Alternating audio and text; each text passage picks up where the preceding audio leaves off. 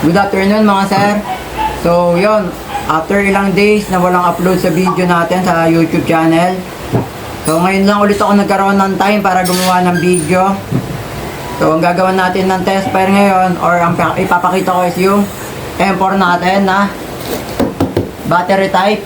So full metal alloy na rin siya mga sir. So ano ba yung battery type? Operated siya with battery. So yan, so hindi nyo pala, medyo hindi nyo makikita. Mamaya ipapakita ko rin yan. So di battery siya, automatic na rin. Siyempre ang package niya may kasama ng charger, then yung battery niya, siyempre yung pinaka-unit. Then pag nag-bill kayo, may kasama 4,000 pieces na BBs. So gagawa ko siya ng test fire. So gamit tong chronograph natin, itatest natin yung FPS niya mamaya-maya. So pakita ko lang din yung unit natin mga sir. So ito yung pinaka-unit natin, no? So okay ka ba? Tama ba?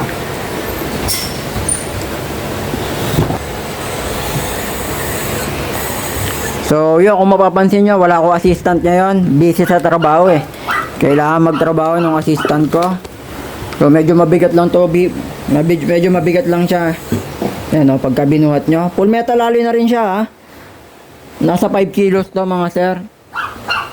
So hindi siya ganun kagaan. Medyo mabigat din, may hirapan din yung mga ano. Sa bagay, yung mga nag-airsoft, mga ano na yan. So ito yung pinaka-magazine niya. Ganyan na ganyan siya. Yun oh, medyo mabigat. So ito yung switch niya oh. Yan. Ito yung semi-auto. Pagka semi-auto, so yun, napaliwanag ko naman yun. Semi-auto, single fire lang yan. Single shot lang yung release ng bala. Then yung yung auto o full auto, yan. Yun yung rat-rat o yung mas mabilis na release ng bala, rapid fire, ganon. Pwede nyo tawagin na rapid fire yan. So ito yung pinaka-box ng unit natin. So ang unit natin is M4 ha. Battery type, ulitin ko lang, battery type siya, automatic. Then, yung full metal alloy na rin. So pakita ko lang din mga sir. So ito yung pinaka-unit niya. Pwede mo siya ma-extend oh, yung back niya sa likod. So na-extend siya. If ever na yun. Yung iba sa mga nag-airsoft, yan, pwede naman ganyan. Then, pwede nyo rin siyang paikliin. Diba? So, yun. Depende saan kayo convenient. So, solid na solid to mga sir. Yan o. Sa mga interested, pwede kayo mag-message sa Facebook page ko, Chris Safe Toy. Full metal alloy na to ha. So, yun. Medyo may kabigatan siya. Solid na solid to mga master oh. Yun oh. Sa mga gusto mag-avail, ulitin ko message lang tayo sa FB page ko, Chris Safe Toy. Since battery type siya, may kasama na siyang battery pag nag-avail kayo. Pagka bumili kayo niya, may kasama ng battery yan. So eto. Then may kasama na rin na charger. Then tetest natin yung FPS niya. Ito mamaya, gagamitin din natin to. Yung chronograph to for FPS test. Then yung BB. Yan. Ito yung package pag nag-avail kayo nito ah. Yan, 4,000 pieces. So, yan. On ko lang to. Yan. So, ito yung gagamitin natin mamaya. Pansukat ng FPS niya.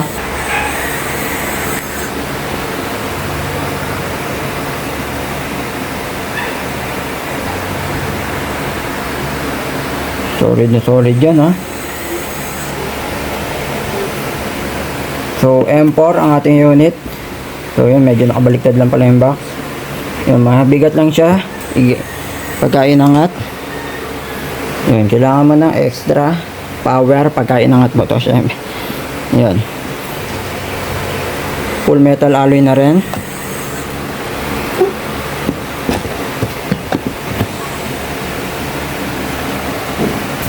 M4 ang unit natin. Napakaganda oh.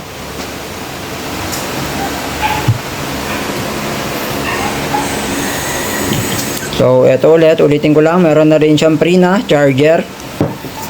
Then, yung battery niya. So, ito yung bat, o yung sa dulo ng M4 natin. So, ito yung pinaka. Yan o, yung bat na ano. Then, kukonect nyo yung battery. So, ito yung battery. Yan, kukonect nyo lang yan, papasok nyo sa loob. So, ito yung pinaka, yan o, cable. So, So, connect nyo lang yan para pumasok yung battery.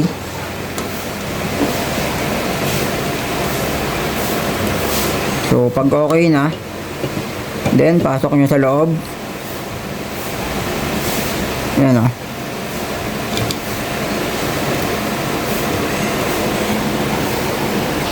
So, ito yung battery. So, pasok ko na. So, ito naman yung bat. Diba ganyan, no? Papasok nyo lang yan sa loob. So, yun, pakita ko lang ulit. So, ito yan, no? Pasok nyo lang yan. So, bababa nyo to.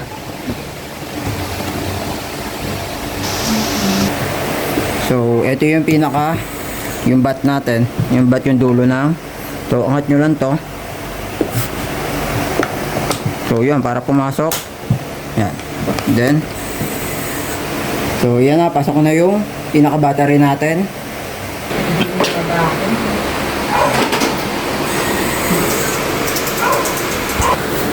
So, di ba?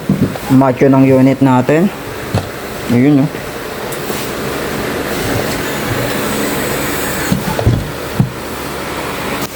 So, 0.20. Naubusan na ako ng bala. So, buksan na natin to. So, ganun lang din. Para tanggalin yung magazine, press nyo lang to. Yan, para ma-release yung magazine. So, yan yung pinaka-unit natin. So, dito sa taas, yan o. Meron siyang lagayan ng bibis. Yan o. Baba nyo lang yan. So, ito yung pinaka-magazine. So, para mas madali, mas okay pa, dito na lang maglagay. Yan o. So, lagay lang tayo ng bibis.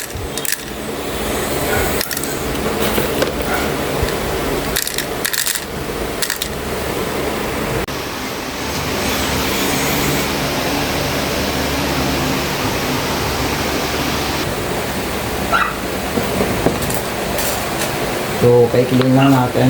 Tester lang naman to.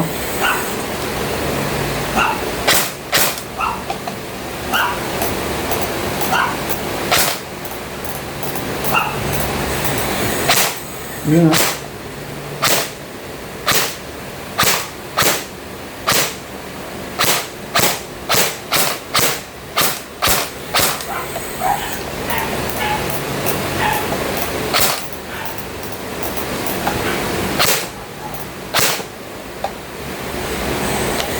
So, yun yung single fire. So, mag-auto naman tayo, full auto. So, kung mapapansin nyo, yung magazine niya, dikamot. Dikamot yan. So, test fire na tayo. Full auto na to, ah.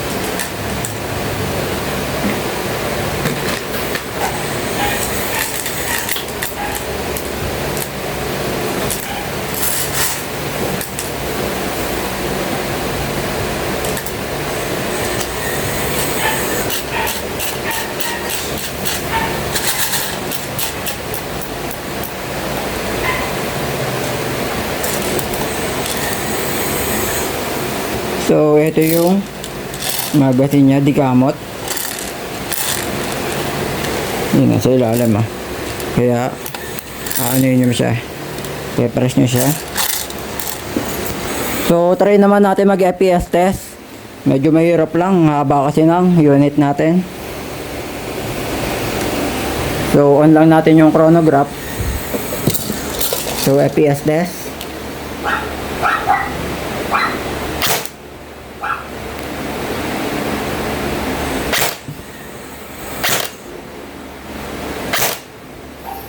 So, 414. Yun, may lumabas. 414.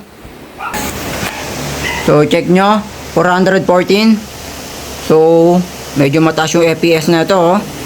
Simple lang siya, pero syempre mataas pa rin yung FPS. 414, ha. M4 natin. So, isa pa. Try ulit natin. So, 407.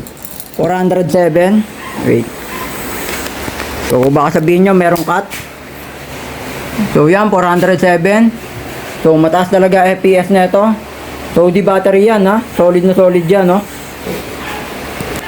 So, try pa natin. Medyo mahina pa lang yung battery, hindi pa siya full charge, ha.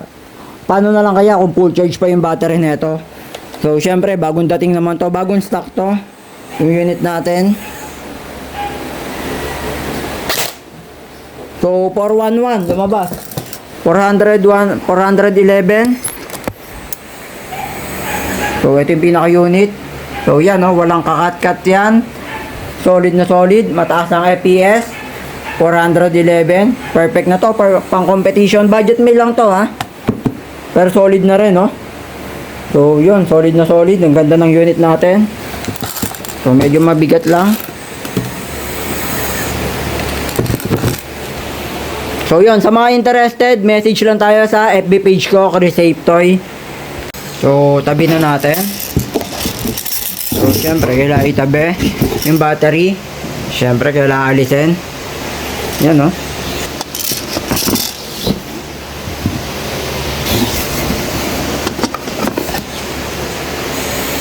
Here. So, kompleto na. Pag nag-avail kayo, so, tabi lang natin.